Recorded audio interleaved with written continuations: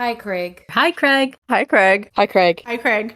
Hello, everyone, and welcome to the Paddocks. Today, we're going to be getting out our crystal balls, and we're going to be predicting the Austria Grand Prix.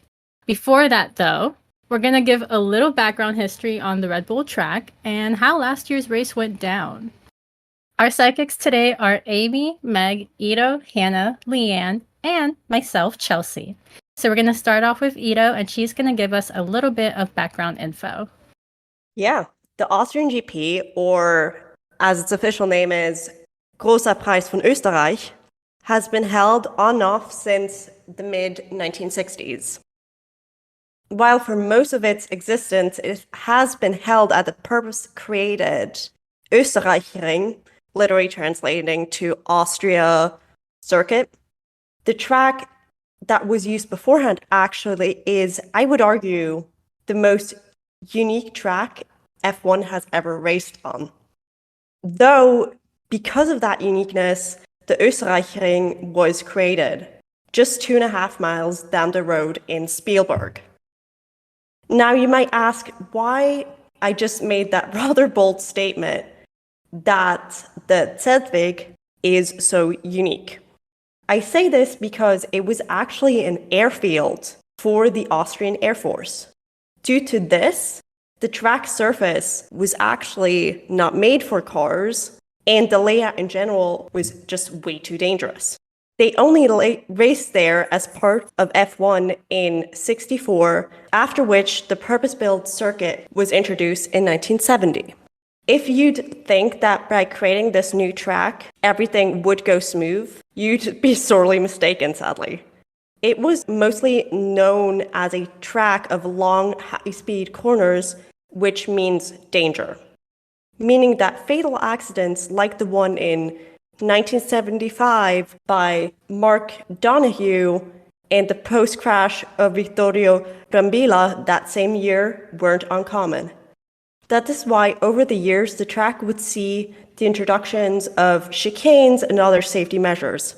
But even that didn't stop the FIA from deeming the track too dangerous in '87 and taking it off the calendar until '97, when it was reintroduced as the A1, or for our English speakers, A1 track. Sadly, there's no link to the steak sauce that I could find, and I looked, believe me, because it would have been a fun fact. But this reintroduction only happened after it was totally rebuilt. But even that iteration wouldn't stay on the calendar for long, as it once again disappeared from the calendar after 2003. Most recently, since 2016, it has been known as the Red Bull Ring Grand Prix circuit. The track's layout is 4.318 kilometers, aka 2.683 miles, with 10 turns and a duration of 71 laps. It has been called the Red Bull Ring or some version thereof since 2011. In 2004, Dietrich Mateschitz, the late co-founder of Red Bull, purchased the track before doing extensive renovations on it. Hence why there was no form of racing held there until 2011, with Formula One returning in 2014. Interestingly, during the modified 2020 season, there was even 2 F1 races held at the track in the form of a doubleheader in order to minimize travel. The first one being held on June 2nd as the opening race of the season, as the original opener that year, Australia, was cancelled at the last minute. That race was named the Austrian GP as normal. The following week, however, the circuit was used with the same layout and everything, but it was named Styrian GP after the surrounding area. The Styrian GP would make a comeback the following year due to the cancellation of the Canadian GP and the postponement of the Turkish GP. While the circuit as it stands now isn't a particularly difficult one, like, for example, Spa, Monaco, or Monza, it does have something special. Because after the death of 3-time Austrian F1 champion Niki Lauda in 2019, Turn 1 was named Niki Lauda turn in his honor. In terms of records on this track, we have Carlos Sainz, who set the fastest lap in 2020 at 1 minute 5.619 seconds. In terms of most wins, we have a three-way tie since its inception in 1963, with 3 wins each going to Joe Siffert, a Swiss driver from the 60s, Alain Prost, a French driver that competed between 1980 and 1993, and the current World Drivers' Champion, Max Verstappen. In terms of constructor, we have Ferrari ahead with 7 wins. Although with the whole idea of the most wins, at least for the drivers, I have to say, it can be argued that some of those wins don't really count. Because while a race was held at a Austrian GP circuit in 1965, 68, and 69, all 3 of those races were not part of the official F1 calendar. And therefore, an argument can be made that Ferrari's 65 win, as well as Siffert's wins in 68 and 69, shouldn't be counted. But that is neither here nor there. Plus, Siffert's second win was technically a shared win with Kurt Arendt Jr., but that's a whole different story and just goes to show how crazy F1 was. But now on to the present.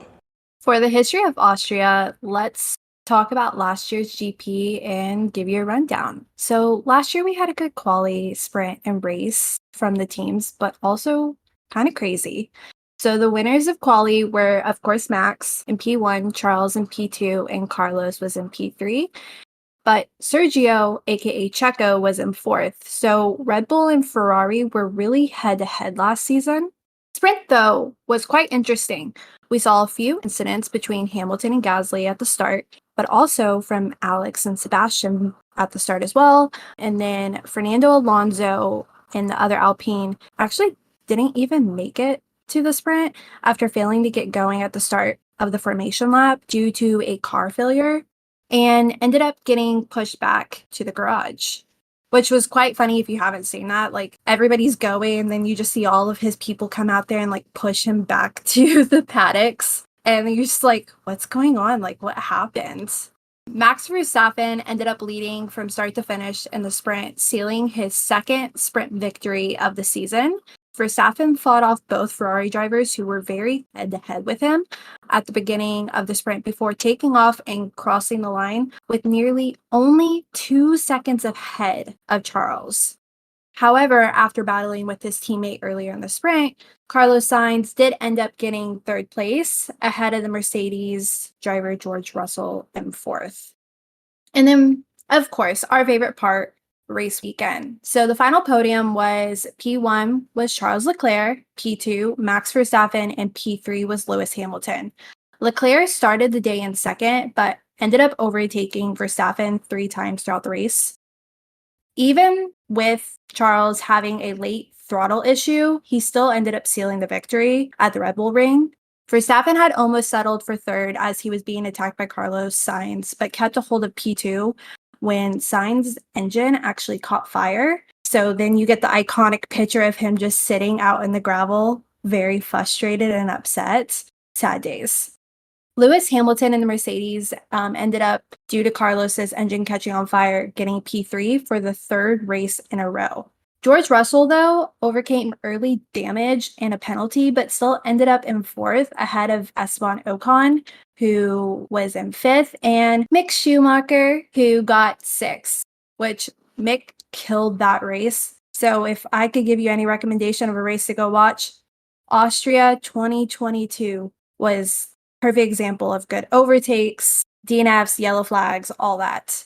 It was a good day, though, for the McLarens, with Lando Norris and Daniel Ricciardo both finishing in the points, with them being 7th and 9th, with Kevin Magnussen in 8th, and to round up the top 10, Fernando Alonso in 10th.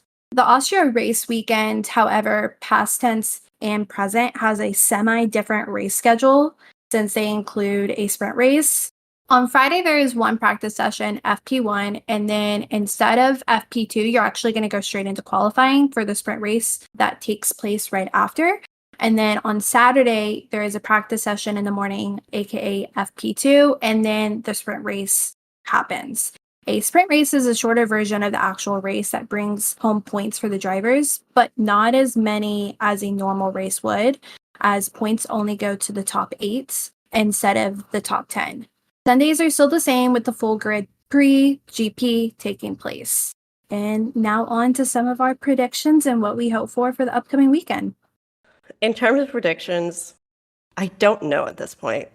I mean, my gut says Max and Red Bull will bring it home, even if the gap to second place is slowly but very surely shrinking.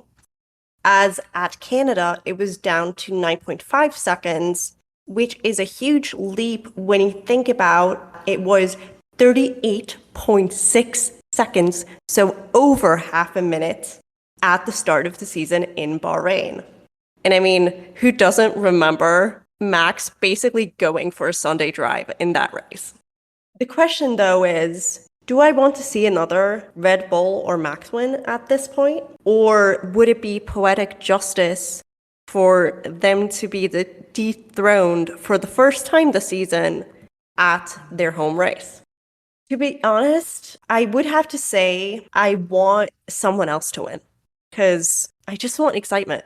And that's why I'm going for Lewis P1, Fernando P2, but maybe even have there be a repeat of the 1969 race that I mentioned earlier and have them share the top step. I don't know whether the current modern F1 rules would allow for that, but who knows? And then I have to include my baby boy Charles for top 3. While I know that podium might be unlikely, I don't think it is too far-fetched while still spicing some things up.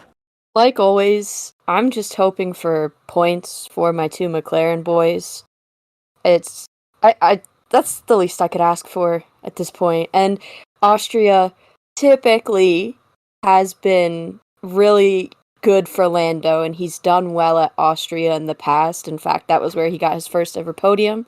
So maybe we'll see him on the podium again, praying, using all my energy and vibes going to that. But at the least, just a points finish from both of them, especially since these upgrades are coming this weekend, and we're going to start to see how those impact the car. I'm excited, especially since Andrea, Zach, Lando, and Oscar are all pretty optimistic about these upgrades. And they've all said, like, we're not going to make a huge jump, but we're hoping for at least making up for, like, a tenth of a second on our competitors. And their main focus right now, from what they're saying, is AlphaTauri and Williams. So they're just hoping to be out in front of them. And they have been keeping pretty private with the updates that are supposed to happen. But from what I've heard, they're supposed to get upgrades to the floor, side pods, and engine cover. They've also said it's supposed to be a completely different looking car. So I'm excited to see what they bring this weekend, and hopefully it can do well for them. And they are saying it could take up to 3 races to see the full potential of that car, but I'm just excited they're doing something different. And as for who I think will realistically finish on the podium, I'm going with Max in P1, just because he's Max and how the rest of the season has gone. Fernando in P2, and Charles in P3. The Aston Martin and Ferrari are both slowly closing in on the pace of the Red Bull, and Mercedes is as well. Just, they're all increasing at different speeds within each other. Like, one's increasing faster than the other, and the upgrades for certain teams are more promising and working better. I think Fernando is hungry for a win at this point and will do anything in his power and whatever he can to finish on top and get that win. And I'm honestly hoping for it, because who wouldn't love to see Fernando win? But, I mean, a reality check, nobody's going to beat Max unless he crashes or DNFs or someone runs him off the road. So, or, I don't know, maybe the upgrades start to kick in for some of these other teams and they can finally overtake Max, but I will say, to give you some positive Lando thoughts, it's supposed to rain the afternoon, so I assume quali time, and then it's going to rain at sprint. So, from your weather girl, Leanne, Lando might have a chance to get a little bit high up for race day. And I'm hoping for that because my boy thrives in the rain. Like, I don't know what it is. It's like he injects something into his body and he just goes on like overkill, overdrive mode and he becomes like a killer. And he's like, I must get into the top 3 in the rain. And he manages to do it. So, I mean, praying for rain, doing a rain dance, because also the McLaren works better in colder temperatures. So, I am hopeful to see Charles return to the podium as well, because he seems to be a little bit more positive about the car and have a little bit more faith in whatever Ferrari is doing. And in Canada, I'm very proud of him and Carlos because they finally stood up to Ferrari and were like, no, we're doing this, and it worked. So hopefully the team will start listening to them. And Charles did get blessed by a priest this week. he did. So hopefully our boy Jesus or God, if you believe in that, or whatever you believe in, hopefully that helps. Because, we're accepting of whatever you believe in. Whatever you believe in, that can help Charles, So hopefully that priest blessing helps. And I'm sure if you light a candle or something, or say a couple prayers, or pray the rosary, I don't know what works, but I'm very proud of them, and hopefully the strategy can start getting better for Ferrari because Charles and Carlos... Sorry, Leanne held up a candle of Harry Styles as Jesus. But I'm hoping the strategy can get better because they finally stood up for themselves, and hopefully Ferrari will start listening to them. I will say that last year at Red Bull, Checo did DNF and have some issues, and Max was struggling with the car as well. While it was not known what was going on, he did struggle, despite even getting P2. So maybe because it's their home race, they almost psyched themselves out. I don't know. But I think for myself, and I'm going to knock on wood as I do that, I would love to see a good finish from Ferrari or McLaren. I truly think they deserve it. I'd have to agree, though, with Megan on this one, as her P1, P2, and P3 are spot on realistically. But I'd probably switch Fernando and Charles just because I want Charles to do great in P2. But that's just me. I do think that if Lando can dominate in sprint and quali, we could see a high finish / podium for him, which would be great, especially since there's predictions for rain. We know the McLaren car dominates in rain and or him, but I do have to admit that Mercedes is doing very good this year, despite a pretty rough start at the beginning. So I wouldn't be upset if Lewis got pretty high and or podiums, but only Lewis, please. With it being the Red Bull Ring, if the stress gets to the team, in their home stomping grounds, like I said before, will we see Checo pull out a good race, or will we see him retire the car again due to an incident? Or maybe we'll get our first issue with Max and his car. I don't know. I'm pretty up in the air. I don't traditionally do predictions, but hopefully mine come true. So, as the Red Bull girl, I decided I wanted to be a little bit different with my approach this week with my predictions. This is kind of what I would call my chaotic pipe dream of a prediction. I really would love to see Lewis in P1, Lance in P2, and Charles in P3.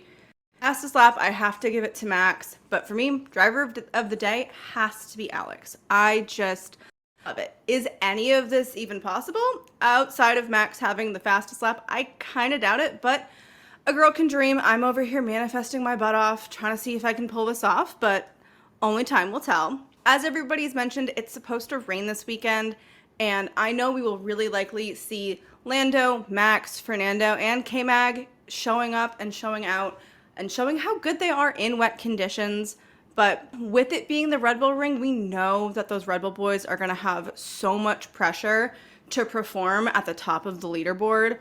And Checo's been on the back foot a little bit recently, so I'm really hoping that we can see a little bit more of the old Minister of Defense back this weekend. But speaking of Checo, I do want to give him a little bit of a shout out and congratulate him. Him and his wife just announced that they're actually going to be having their 4th little kid. So congratulations, Checo. I am definitely expecting some seriously out-of-pocket comments from Christian Horner, and a lot of Orange Army fans to show up, especially for Max. Again, with the rain and forecast, maybe we'll have some more DNFs than normal. I'm really hoping that we get some Darth Toto sightings this weekend because it just always makes everybody's day.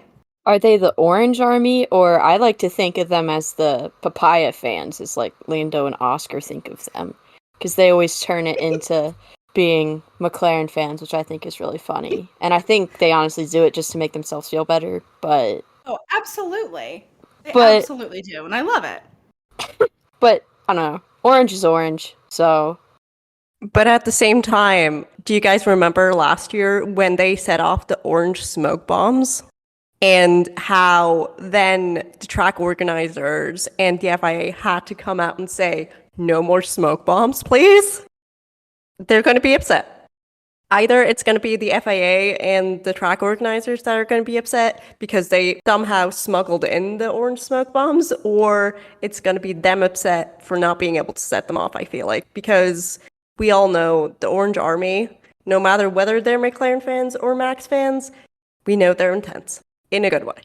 I will say though, despite the fact that they should not have done that, the pictures were absolutely amazing to see. And even like watching that on the screen as it was happening was iconic because you're like, those are true fans.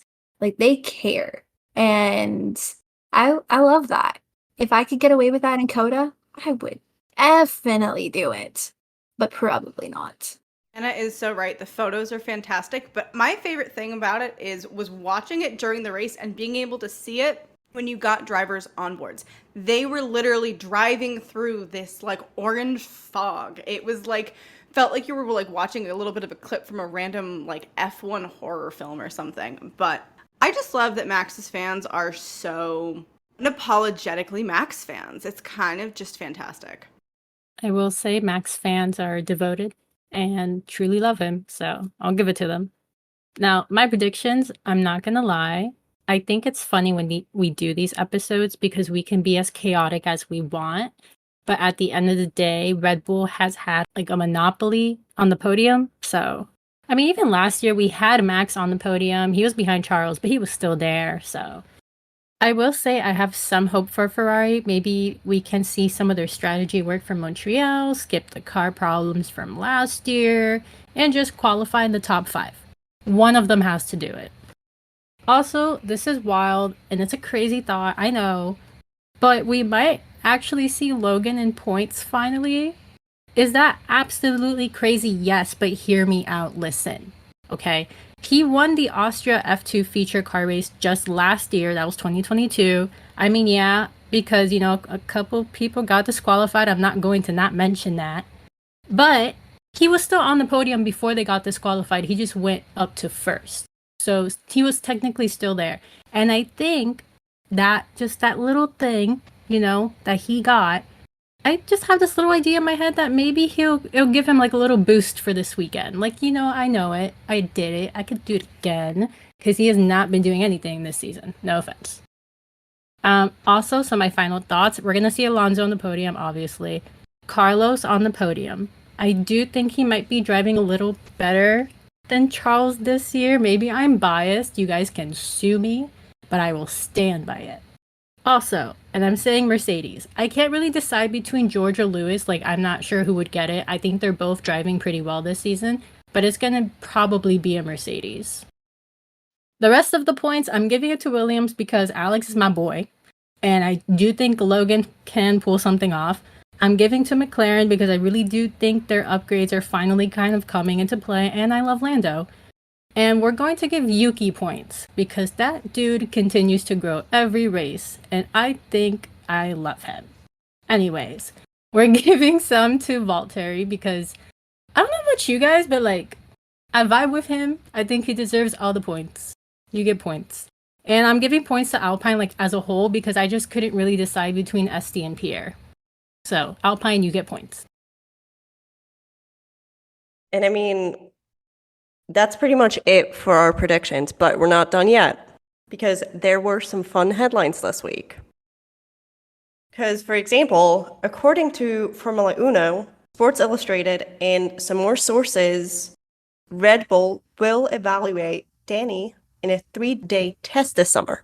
And while they say Paris is still safe at the moment, they want to see what Ricardo can do and keep their options open. I mean, I wouldn't be surprised as Paris's performance has been lackluster since Baku, and Red Bull has been known to pull the plug very fast, especially after they put out statements like X driver's seat is safe. Do we think this will be the start of silly season? Any thoughts? I mean, it's not going to be the first time that we have heard them say, or heard any team say, such and such driver is safe. And then that turns out to be a bold-faced lie. It's not the first time. It sure as hell isn't going to be the last. I think we may definitely get a little bit of some silly season chaos. I know people have probably also heard about the rumblings about Nick DeVries. AlphaTauri's not sure what to do about him. Helmut's kind of questioning his decision. Like, I really do kind of smell a silly season coming a little earlier than it normally would. But that makes it a little bit more fun for us and gives us some more stuff to try to keep track of. But I will say, I'm pretty excited to see Danny get put up and get tested this coming summer, because I would love to see what he does in the car and to see that spirit and everything come back alive. When you had happy-go-lucky, smiling Danny, that was very precious moments. And I want him to find that fire again. He lost it and he took that year off to get it back. And I hope that he gets it back and we see him on the grid. I mean, even just the Red Bull Nordschleife thing in Germany that they announced with Danny, Seb, and now Yuki, even that, like him talking about that, it's so precious. Like you can see how happy he is. He just wants to be back in a car. And I feel like, as Hanna said, he needed that year off to like rediscover his passion. I will say I'm always excited to see Danny drive, so sign me up. I'll be watching. But I am really excited to watch the race this weekend, though, because it's going to be a sprint. It's only the second one of the season, and I feel like since we're a little bit more into the season, maybe there's some people who will actually try going for it just to get that point. Logan, you have nothing. I would try. So I do want to see that because I kind of like the sprint races, even though I know the drivers don't because they think it's stupid, at least like most of them do. It's kind of cool to watch. And other than that, we do have Merc, Ferrari, and Aston Martin. They're catching up with Red Bull. I think it was like a 9.6 or 2-second thing that they had in Montreal that they were apart. And that's a huge difference when they were like over 30 behind Max. So I want to see if maybe this track works a little better with Aston's recent upgrades. And aside for that, if the track's like any good for Ferrari, because I'm a little worried that the only reason Ferrari won last race was because one, Charles and Carlos did not listen to, the team. And two, I think they were saying that race, that track specifically was just good for the car. So I'm hoping it wasn't a one-off and that was just a good track for them. And that's why they got such high up in the points. And now here they're going to get screwed over. Of course, Carlos did well last year, but you never know with Ferrari. I cry every weekend, so I never know. This is our first time back since we lost Dietrich, and I know that Red Bull just got their Century win, so I do see them on the podium. I feel like those two things alone are going to push them to get podium, whether it's 1-2 or just alone with Max or Checo, it's going to be Red Bull somewhere. I am really hoping that Red Bull gives us some like Donka DD like they did last year, something on the car to just kind of give him a little homage. I always think it's really sweet when they do stuff like that. So I'm really hoping that we maybe get even like a specialty helmet from Max. I don't know. We'll see. Speaking of Red Bull, news came out today that AlphaTauri is no longer going to be AlphaTauri after this season. So what do we think they're going to be called? Like, is it going to go back to Toro Rosso? Helmet says we're not telling anyone until 2024. So very curious to see what they're going to be called. I, for one, hope that they move away from an A name because we have so many A name on the grid that it would be interesting to have something different, Manea, that sets them kind of apart from everybody else. As far as what name they pick, I have no clue, and I could sit here guessing all day, every day, and still not figure it out, probably. But just not an A name, please. I'm also curious to see what their new sponsors are going to be, since Helmet also said they're going to have completely new sponsors. So that also, I mean, obviously that goes hand in hand with a new livery as well, especially since they're going to be a new team. So it's going to be complete rebrand. So I'm just curious. And also with the whole Nick DeVries drama, is this really going to push for them to get rid of him since they're going to be a completely different team? Who knows? My guess is that more than likely it's going to be some kind of name in Italian. They are normally headquartered in Italy. So we'll see, unless they decide to move where the team's going to be headquartered. We'll find out, I guess, in 2024. I'm really excited to see what they do with this brand. I'm really hoping for something like punchy and colorful. And I'm really excited to see what they have for sponsors. My bet is there'll be some tech companies. But I'm just I want some good, vibrant color. I feel like everything is pretty blacks, reds, navies. I want something real colorful. I'm just wondering, because I don't know if you guys saw that Danny came out and he said he'd be happy to retire with Red Bull if that was like a thing. But do you see him going to AlphaTauri and saying like, F it, I'm just gonna go here and then maybe they'll move me to Red Bull? Because he wants to retire with Red Bull. I mean, honestly, even though AlphaTauri, as they're still known, is considered the Red Bull junior team, if you will, Danny has said in the past that he doesn't want to go to a lower class team. He wants to go to one of the big teams. But at the same time, I feel like at this point, he's realistic enough to realize maybe I have to do 1 or 2 years in the midfield and then get moved up. But who knows? And also, fun fact on AlphaTauri, they're actually moving some of their factory stuff to Red Bull. So that will also be interesting to see. So I think if the car had some upgrades that were very similar to Red Bull, we could potentially see him over there, because then the car can actually compete a little bit better with the midfield, versus now it's doing good, but it's not doing amazing. I, for one, really do think that Danny's gonna kind of hold it out until he can get with the top team. I know that Red Bull's pretty secure with Checo, but you never know. But, this man has surprised me more than once in his career, with moving from Red Bull to Renault to McLaren to retiring, then third driver. So we'll see what the cards hold for him. I could potentially see Danny saying, I'm going to do a year at AlphaTauri, because the fact that Checo is going to be having a 4th kid, he's going to have a lot of kids that are all around school age. He may pull a Sebastian Vettel and say, you know what, I need to focus on my family.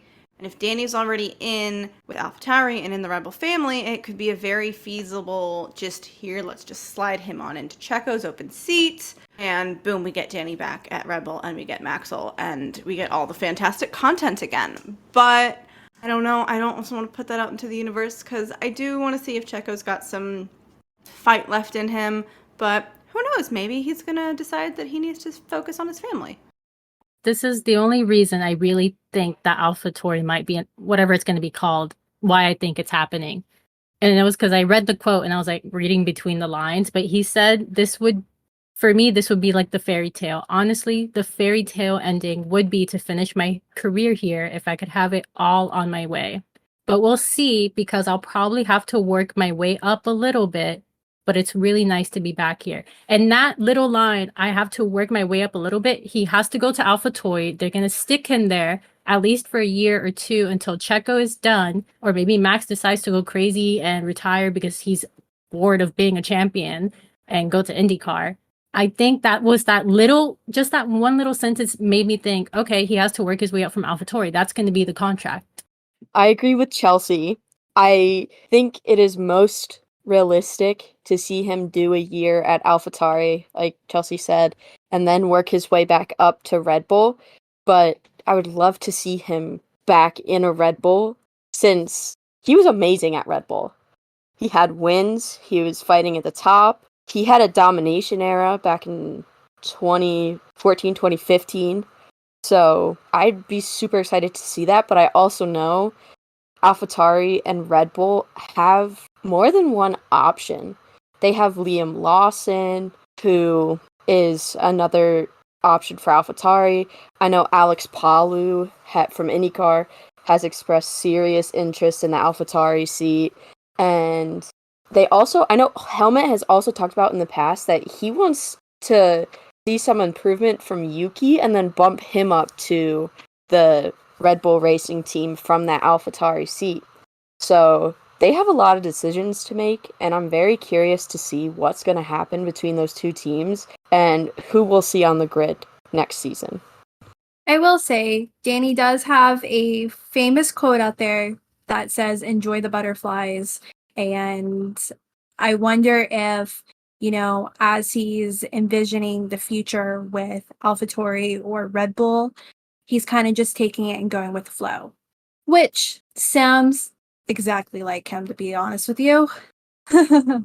And then Yuki, I love Yuki. He's amazing. His smile, his hilariousness is to die for. But I do think he's got a few more years of maturing and working and getting with the team aspect before he hits the big leagues, because you still do see some of that freshness in the field come out that he hasn't necessarily grasped fully yet. But he does do very good on races. So who knows? Who knows? Yeah. So I love that Hannah brought up the "Enjoy the butterflies" quote from Danny, because that's actually my wallpaper on my phone. But I do have to agree, I think Yuki still has some growing to do, not necessarily in his height, because stuck being a shorty like me, but I still think there's some maturing he has to do as a driver, but I definitely think he could be up there in the future. Fun fact, for anybody who does not follow Red Bull on social media, there are videos of Yuki and Max driving around these like monster trucks, and they have to crawl through the suspension of the car to get in there. You can't get in through the door because they're so lifted.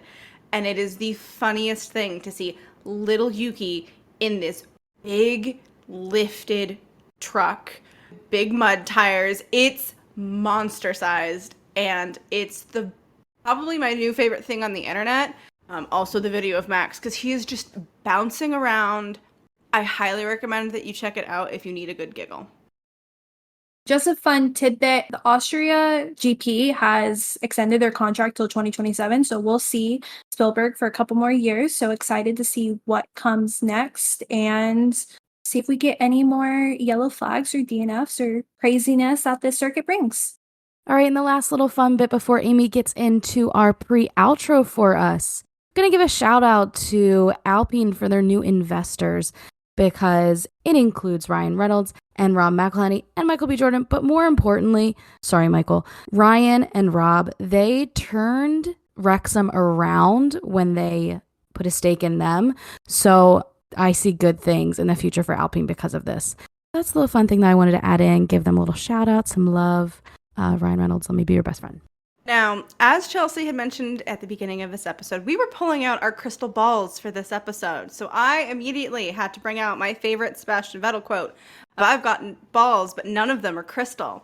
So that's our funny driver quote of the week. Thanks, y'all, so much for being with us for another race prediction. Did you miss my voice during the last couple episodes? Probably not. Anyways, don't forget to check out all of our socials tomorrow for my special TikTok predictions, because as you know, too superstitious for this. And as always, everywhere we are Paddock Girls Podcast, except on Twitter. There you can find us at Paddock Girls Pod. We want to hear your predictions also. So reach out, let us know on any of those platforms. Thanks for joining us in the paddock. We'll see you in Austria. Peace out, Craig. Goodbye, Craig. Bye, Craig. See you later. Bye, Craig. Bye, Craig.